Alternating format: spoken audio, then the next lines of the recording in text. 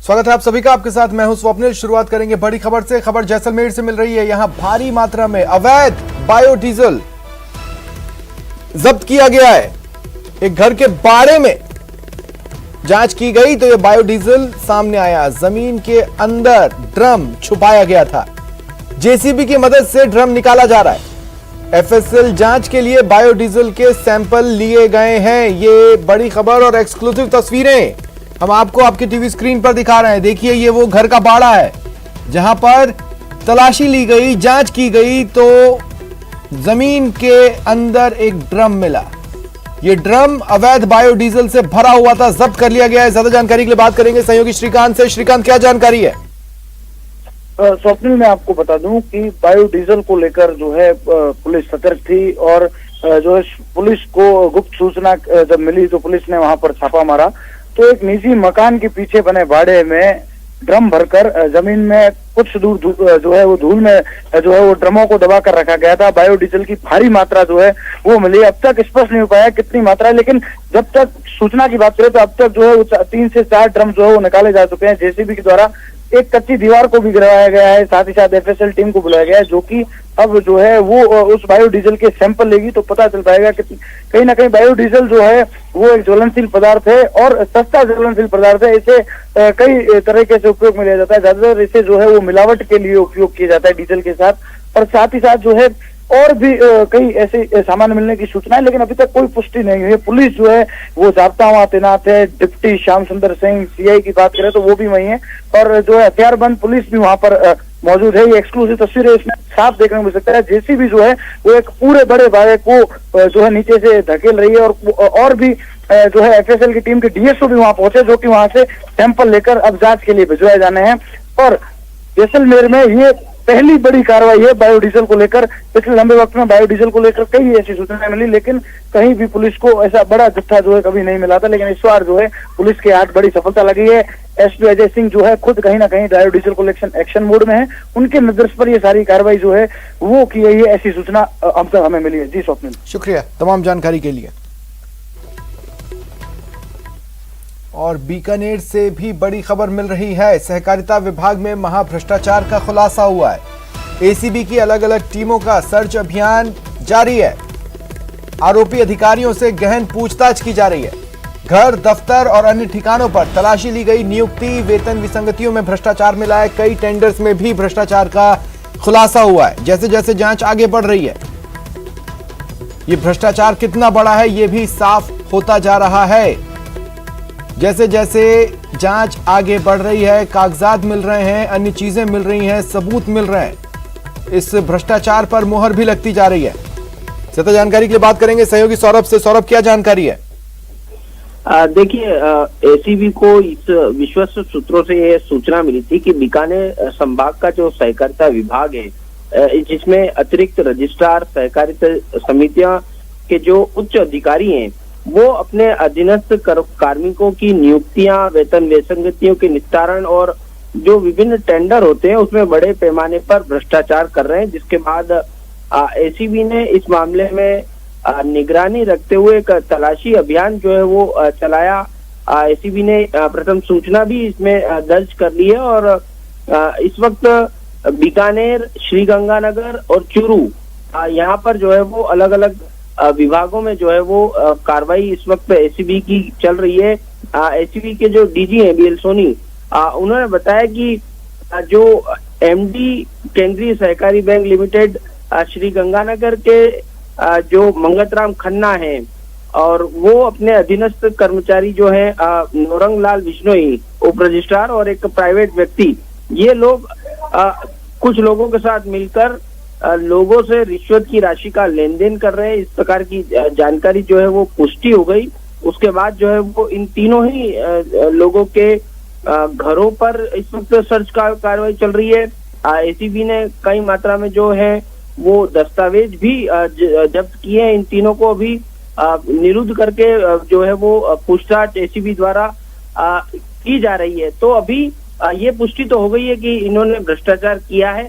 अब वो कितना भ्रष्टाचार है, राशि का जो है वो अब तक खुलासा नहीं हुआ। ये भी बात सामने आई है कि चुनाव में भी ये कुछ लोग जो है वो पैसा लगा रहे थे, इस प्रकार की भी बात जो है वो सामने आई है। तो अभी एसीबी का सर्च अभियान चल रहा है। बताया जा रहा है कि रात करीब 12 बजे तक ये सर्च अभियान जो है वो चल सकता है, जिसके बाद तीनों को बीकानेर लाया जाएगा और वहां पर जो है वो कल संभवतः पूरे मामले का इस मामले में खुलासा और भी हो। लेकिन पूरे जो संभाग है उसमें जो सहकारिता विभाग के जो अलग अलग विभाग है उसमें जो है वो भ्रष्टाचार का बड़ा खुलासा जो है वो एसीबी द्वारा किया गया है। जी चलिए, शुक्रिया तमाम जानकारी के लिए। विभाग में चल रहे भ्रष्टाचार के खेल पर एसीबी ने एक बड़ी सर्जिकल स्ट्राइक करते हुए बीकानेर संभाग में कई जगह दबिश दी है और खासतौर से हम इस समय श्री गंगानगर में मौजूद हैं, जहां श्री गंगानगर के सहकारिता बैंक के प्रबंध निदेशक एमआर खन्ना के घर पर और उनके प्रेमिसेस में ऑफिस कैंपस में दबिश दी जा रही है। बीकानेर एसपी के एडिशनल एसपी रजनीश पूनिया के नेतृत्व में ये कार्रवाई जारी है। किस तरह से ये कार्रवाई की जा रही है और क्या इनपुट्स बीकानेर एसीबी के पास थे, मुनि से बात करने के लिए हम जानते हैं। बॉस, आज आपने एक करप्शन के खिलाफ काफ़ी लंबी सर्जिकल स्ट्राइक खेली है, ओवरऑल ये क्या मामला था, इसको थोड़ा ब्रीफ कर दें आप। देखिए, सूचना प्राप्त हो रही थी और मुख्यालय स्तर पर भी इस संबंध में डीजी साहब और एडीजी साहब के निर्देशन में निगरानी की जा रही थी। सूचनाओं की पुष्टि की गई तो ये स्पष्ट हुआ कि श्री एमआर खन्ना है जो सहकारिता विभाग में अतिरिक्त रजिस्ट्रार स्तर के अधिकारी हैं और पहले बीकानेर में जॉइंट रजिस्ट्रार के पद पर कार्यरत थे और वर्तमान में गंगानगर के अंदर ये केंद्रीय सहकारी बैंक गंगानगर के एमडी के पद पर कार्यरत हैं। इनके द्वारा सहकारिता विभाग के विभिन्न स्तरों के चुनाव में उम्मीदवारों की मदद करने के नाम पर सहकारिता विभाग के कर्मचारियों से उनके विभिन्न प्रकार के विभागीय कार्यों की पूर्ति करने के नाम पर सहकारिता विभाग में काम करने वाले विभिन्न ठेकेदारों से उनके टेंडर आदि जो प्रक्रियाएं हैं उनमें जो उनके भुगतान हैं उनको गलत तरीके से करने के बदले में रिश्वत की मांग की जा रही थी, रिश्वत प्राप्त की जा रही थी और इस पर एक नेक्सस चला रखा था खुद के अधीनस्थ कार्मिकों, जिनमें सहकारिता समितियां चूरू के उप रजिस्ट्रार नवरंग बिश्नोई और कुछ अन्य कर्मचारी शामिल हैं। इसी प्रकार प्राइवेट दलाल सहकारिता विभाग से जो रिटायर्ड थे वली मोहम्मद और कुछ अन्य प्राइवेट व्यक्तियों के मार्फत ये एक गठजोड़ इन्होंने बना रखा था। और बढ़ेंगे आगे, बड़ी खबर, टोंक में बाल मजदूरी के खिलाफ एक्शन हुआ है। 2 बाल श्रमिकों को मुक्त करवाया गया। बताया जा रहा है कि ये दोनों नाबालिग, दोनों बच्चे एक ढाबे पर काम कर रहे थे, इन्हें वहां से मुक्त करवाया गया है, बचपन आजाद करवाया गया है। ढाबा संचालक हालांकि इस कार्रवाई के दौरान मौके से फरार हो गया। मानव तस्कर विरोधी यूनिट की यह बड़ी कार्रवाई, बाल श्रम प्रतिशोध अधिनियम में केस दर्ज किया गया।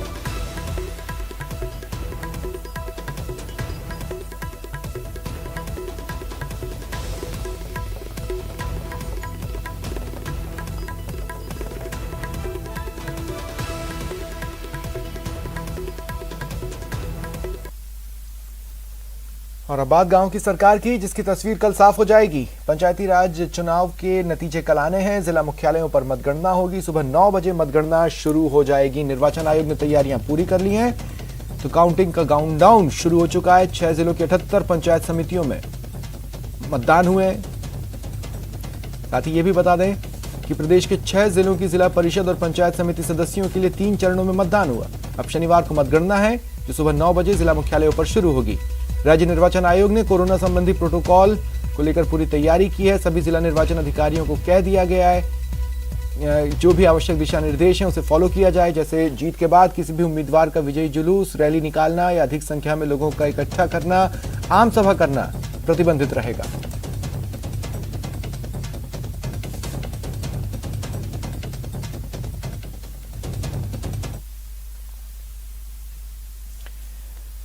पंचायती राज चुनाव के नतीजों को लेकर कांग्रेस प्रदेश अध्यक्ष गोविंद सिंह डोटासरा का कहना है कि राजस्थान में कांग्रेस सरकार की ओर से बेहतरीन कार्य किया है। वो चाहे कोई सा भी क्षेत्र हो, परिणाम आएंगे तो कांग्रेस के पक्ष में होंगे। वहीं बाड़ाबंदी पर उन्होंने कहा कि कांग्रेस की ओर से किसी प्रकार की कोई बाड़ाबंदी नहीं की गई। कौन कर रहा है? मैं तो यहाँ बैठा हूँ। कौन कर रहा है बाड़ाबंदी? बाड़ाबंदी कोई शुरू नहीं हुई है। कोई बाड़ाबंदी की जरूरत नहीं है। वो तो जो जीतने वाले लोग हैं वो एक जगह तो इकट्ठे होते ही हैं, बैठते ही हैं। वो तो चर्चा तो करेंगे ना। उम्मीदवार भी तय करना, प्रधान बनाना है, जिला प्रमुख बनाना है, तो ये तो राजनीतिक दौर चलता रहता है। कांग्रेस में कभी कोई बाड़ाबंदी नहीं होती, आपको पता होगा। पंचायत के रण में लहराएगा हाथ या खिलेगा कमल, कल होगी तस्वीर साफ। सबसे तेज सबसे सटीक नतीजे देखिए न्यूज 18 राजस्थान पर। 4 सितंबर तारीख, दिन शनिवार। 6 जिलों में बनेगी गांव की सरकार। सीएम के जिले में सरदार कौन? गुलाबी नगरी में गुलाब कौन? सभी मतगणना केंद्र पर हमारी नजर। नतीजे सबसे पहले देखिए न्यूज 18 राजस्थान पर लाइव।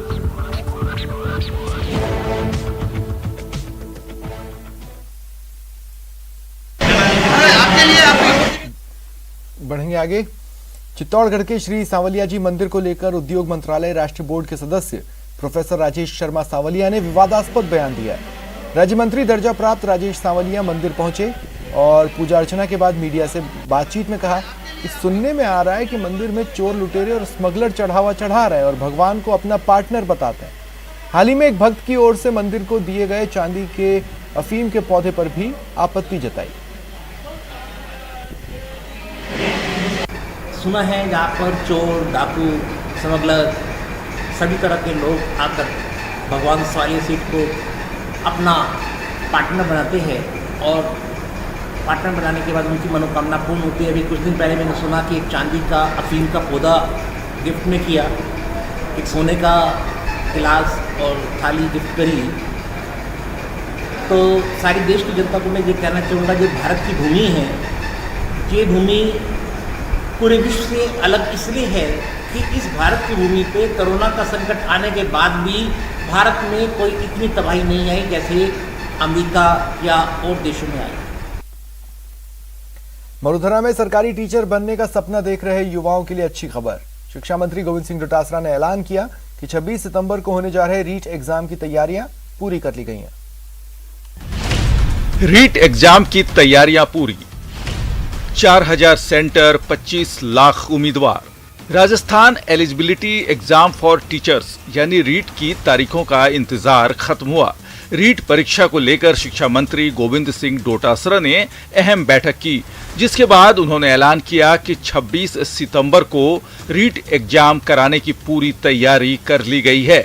विशेष गाइडलाइंस के साथ परीक्षा का आयोजन किया जाएगा और पूरी पारदर्शिता बरती जाएगी। 4000 से कहीं अधिक सेंटर बने हैं। 25 लाख के लगभग दोनों पारियों में, फर्स्ट पारी और सेकंड पारी में बच्चे एग्जाम देंगे। सारी तैयारियां पूरी तरीके से कर ली गई हैं। कोरोना गाइडलाइन की पालना की जाएगी। रीट एग्जाम देने के लिए उम्मीदवारों को रोडवेज बस में मुफ्त यात्रा की सुविधा भी मिलेगी। संदीप वर्मा जी आए थे, हमारे एमडी रोडवेज जो है वो ये कह रहे हैं कि हम लोग इसकी 1-2 दिन में ही ऑर्डर जारी कर देंगे कि बच्चों को निःशुल्क राजस्थान रोडवेज के अंदर उनको आने के लिए, यात्रा के लिए, आने और जाने के लिए मिलेगा। तो मैं समझता हूँ कि एक बहुत बड़ा ऐतिहासिक फैसला हमारी सरकार, माननीय मुख्यमंत्री जी ने किया था, जिसका लाभ बच्चों को मिलेगा और बच्चे भयमुक्त वातावरण में अच्छे तरीके से एग्जाम देंगे। आइए अब आपको बताते हैं कि रीट एग्जाम के लिए क्या क्या तैयारियां की गई हैं। रीट एग्जाम में 2 शिफ्टों में 25 लाख उम्मीदवार शामिल होंगे। 4000 से ज्यादा एग्जामिनेशन सेंटर बनाए गए हैं। सेंटर पर कोरोना गाइडलाइंस का पूरा ध्यान रखा जाएगा। प्राइवेट इंस्टीट्यूट में बनाए गए सेंटर में 50% सरकारी स्टाफ होगा। महिला उम्मीदवारों को गृह जिले में ही परीक्षा सेंटर देने की कोशिश की जाएगी। तो रीट एग्जाम की तैयारियां पूरी हो गई हैं। अब जल्द ही लंबे वक्त से रीट एग्जाम का इंतजार कर रहे युवाओं के लिए टीचर बनने की राह खुल जाएगी। न्यूज 18 राजस्थान के लिए जयपुर से महेश दाधीच की रिपोर्ट। राजधानी जयपुर में आयोजित हुए ट्रक ट्रेलर टायर एक्सपो 2021 का प्रदेश के परिवहन मंत्री प्रताप सिंह खाचरियावास ने उद्घाटन किया। एक्सपो 5 सितंबर तक चलेगा। इसमें कई ऑटोमोबाइल कंपनियों ने अपने स्टॉल्स लगाए हैं और अपने प्रोडक्ट्स के साथ नई टेक्नोलॉजी का प्रदर्शन कर रहे हैं। उद्घाटन के बाद परिवहन मंत्री ने कहा कि पिछले 2 साल से कोरोना के चलते ऑटोमोबाइल सेक्टर बुरी तरह से प्रभावित हुआ है। इस तरह के आयोजन से उद्योग में नई जान आएगी। ट्रक ट्रेलर और टायर का एक्सपो बहुत दिनों बाद हो रहा है। आप जानते हैं कोरोना 1.5 वर्ष तक चला। उसके बाद बिजनेस मार्केट बहुत डाउन हुआ। इस वक्त बड़ी तेजी के साथ बिजनेस मार्केट बढ़ रहा है। ये इंडिया की पावर है और इंडिया के जितने बिजनेसमैन हैं ये जितना आगे बढ़ेंगे उतना रोजगार भी बढ़ेगा। इस वक्त बड़ी दिक्कत प्रॉब्लम ये हो गई कि कोरोना के दौरान बहुत लोगों का एम्प्लॉयमेंट चला गया क्योंकि बड़ी बड़ी कंपनियां सफर कर गई। Truck, tyre, trailer, car, jeep, scooter, motorcycle सब बिकना कम हो गए। अब वापस तेजी से रुकते हैं ब्रेक के लिए।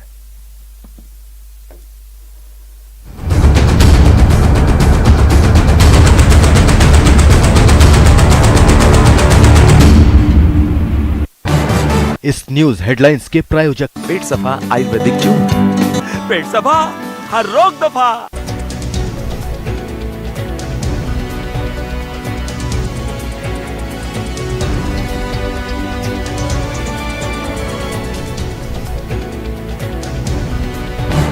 इस न्यूज हेडलाइंस के प्रायोजक पेट सफा आयुर्वेदिक जूस, पेट सफा हर रोग दफा। जनता त्रस्त है और सरकार संपत्ति बेचने में मस्त है। सरकार काम नहीं सिर्फ मार्केटिंग कर रही है। गैस सिलेंडर के बढ़े दामों को लेकर पीसीसी चीफ गोविंद सिंह डोटासरा ने केंद्र सरकार पर निशाना साधा। उन्होंने कहा कि सरकार आम आदमी की जेब काट रही है। आपको बता दें कि आज से गैस सिलेंडर के दाम 25 रुपए बढ़ गए हैं। प्रदेश के 6 जिलों में पंचायती राज चुनाव के आखिरी चरण के लिए वोटिंग हो रही है। 25 पंचायत समितियों में मतदान के दौरान जबरदस्त उत्साह देखने को मिला। वोटिंग सेंटर्स पर कोरोना गाइडलाइन की पालना भी की जा रही है। शाम 5:30 बजे तक वोटिंग जारी रहेगी। प्रदेश में आज से 9वीं से 12वीं की क्लास शुरू हो गए। स्कूलों में कोरोना गाइडलाइन का खास ध्यान रखा जा रहा है, जिसके साथ ही आज से यूनिवर्सिटी, कॉलेज और कोचिंग संस्थान भी अनलॉक हो गए, जिसमें एक बार फिर कैंपस में रौनक लौट आई। कोटा के गवर्नमेंट कॉलेज के छात्रों ने कई विभिन्न मांगों को लेकर नारेबाजी कर हंगामा किया। नारेबाजी की छात्रों ने महाविद्यालय के कई दफ्तरों के ताले जड़ दिए। जयपुर ग्रामीण के कई इलाकों में दूसरे दिन भी मौसम का बदला हुआ मिजाज देखने को मिला। अचानक तेज हवाओं के साथ बरसात हुई, जिसमें गर्मी और उमस से ग्रामीणों को निजात मिली। वहीं दूसरी ओर 1 घंटे की झमाझम बरसात ने शहर के ड्रेनेज सिस्टम की पोल खोल दी।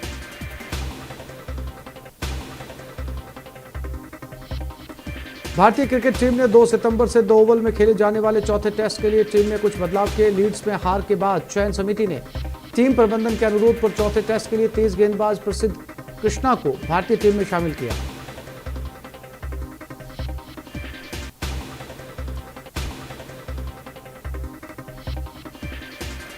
आतंकी संगठन अलकायदा ने तालिबान को बधाई दी है। अमेरिका की वापसी के बाद अलकायदा ने एक संदेश जारी किया, जिसमें उसने कश्मीर की आज़ादी की भी बात की। अलकायदा ने कश्मीर का भी जिक्र किया है।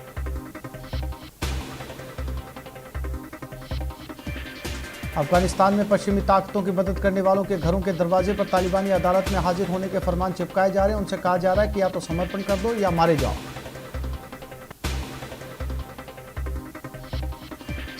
लोकसभा स्पीकर ओम बिरला कश्मीर दौरे पर हैं। उन्होंने गुलमर्ग में पंचायत प्रतिनिधियों के साथ चर्चा की। इस दौरान बिरला ने कहा कि हर चुनौतियों का डटकर सामना करेंगे।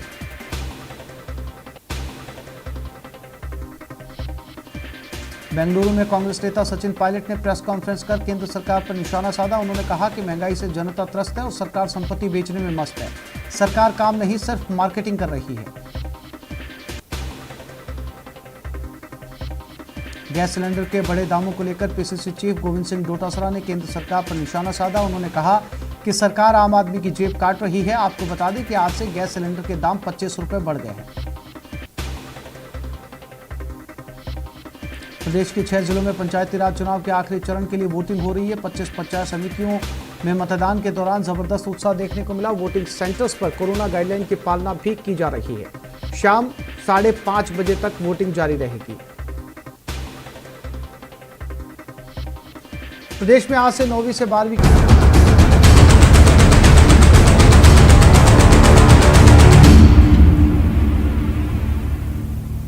और अब बात बांसवाड़ा की करते हैं। यहाँ जेल में बंद एक युवक अपनी मां की अंतिम इच्छा पूरी नहीं कर पाया। युवक की मां कैंसर से पीड़ित थी और इलाज के दौरान दम तोड़ दिया। मृतक महिला की इच्छा थी कि अगर उसकी मौत हो जाती है तो उसे मुखाग्नि उसका बड़ा बेटा दे, जो जेल में बंद है। लेकिन ये इच्छा अधूरी ही रह गई और महिला को उसके छोटे बेटे ने मुखाग्नि दी।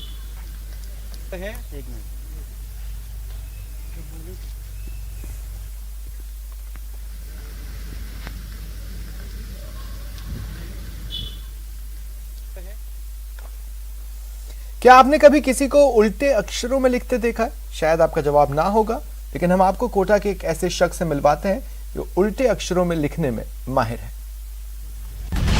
उल्टा लिखने वाला उस्ताद, मिरर राइटिंग कला के मास्टर, बेमिसाल डॉक्टर, बेजोड़ कला। देख लीजिए रामायण की चौपाइयों का अलग अंदाज में तेजी से लिखते इस शख्स को। इनके लिखने का अंदाज अद्भुत है।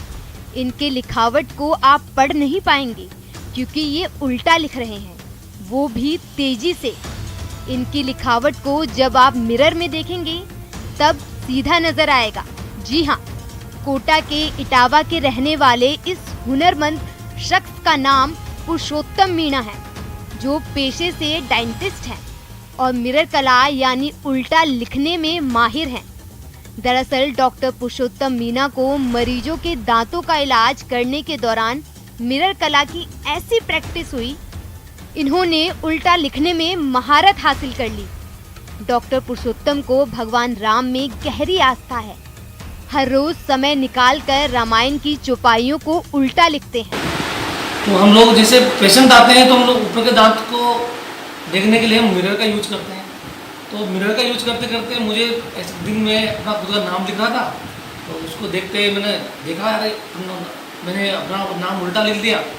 तो उसे अपने अभ्यास करते करते करते और मैं आजकल थोड़ा सा जब मुझे अच्छा लिखने में आने लगा तो मैं रामचरितमानस को चौपाइयाँ जो है मैं उल्टी पूरा आप मुझे जितना भी लिखवाओगे मैं उतना आपको उल्टा लिखूंगा और उसको अगर आप कांच में देखेंगे तो आपको बिल्कुल सीधा आपका दिखाई देगा सीधा। डॉक्टर पुरुषोत्तम न सिर्फ उल्टा लिखने में माहिर हैं, बल्कि इनका दावा है कि मिरर को देखकर ये रिवर्स में कई किलोमीटर तक कार चला सकते हैं। मुझे ये कार चलाने का बड़ा शौक है और कार भी अगर मैं बैग में लूँगा तो मैं मुझे कोई देखने की जरूरत नहीं है, सिर्फ कांच में मुझे देखना है। कांच में देख के मैं आप जितनी चाहो मुझे मैं वहाँ पर उतनी गाड़ी लेके चला जाऊँगा बिना देखे।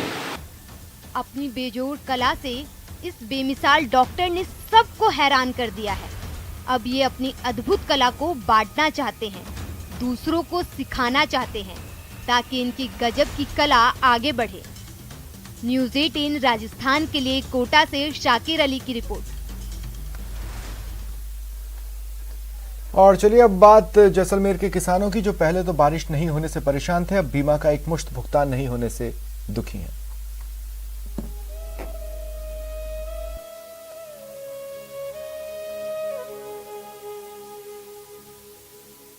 जब ऊपर वाला रूठ जाए, जब दुखों का पहाड़ टूट पड़े, तो बेबस आंखें छलक पड़ती हैं। ये दर्द उन किसानों का है जिन पर दोहरी मार पड़ी है। प्रकृति ने सितम ढाया तो सरकार ने मदद का हाथ बढ़ाया, लेकिन बैंक ने फिर दोराहे पर लाकर खड़ा कर दिया। जाएं तो जाएं कहां? 2 जून की रोटी है, उनके लोगों के घर में आनी नहीं है और ये गवर्नमेंट ने सहायता कर ली, बैंक वाले ये परेशान कर रहे हैं। अब क्या पता क्या इनका क्या रेगुलेशन है, कोई पता नहीं है इनका। तपती चिलचिलाती धूप में खड़े ये वो किसान हैं जो बीमा का पैसा लेने मोहनगढ़ की सेंट्रल कोऑपरेटिव बैंक पहुंचे हैं, लेकिन यहां उनकी कोई सुनने वाला नहीं है। दूर दराज से आए किसानों को अपने पैसों के लिए घंटों लाइन में खड़ा रहना पड़ रहा है। किसानों की साल 2020 में खरीफ और रबी की फसलें खराब हुई थीं, जिसका क्लेम बीमा कंपनियों की ओर से दिया गया, लेकिन बैंक में एक मुश्त बीमा राशि का भुगतान नहीं किया जा रहा है, जिससे जैसलमेर के किसान खासे परेशान हैं। किसानों को मुआवजे की राशि 25 से 40 हजार रुपए के बीच मिली है। उसको उठाने के लिए किसान को 5 से 6 बार चक्कर निकालने पड़ रहे हैं। बैंक प्रबंधन केवल एक बार में 5,000 रुपए उनको विड्रॉ करने की परमिशन दे रहा है, जो कि गलत है। जब बैंक के बाहर किसानों ने हो हल्ला किया तो बैंक प्रबंधन नींद से जागा।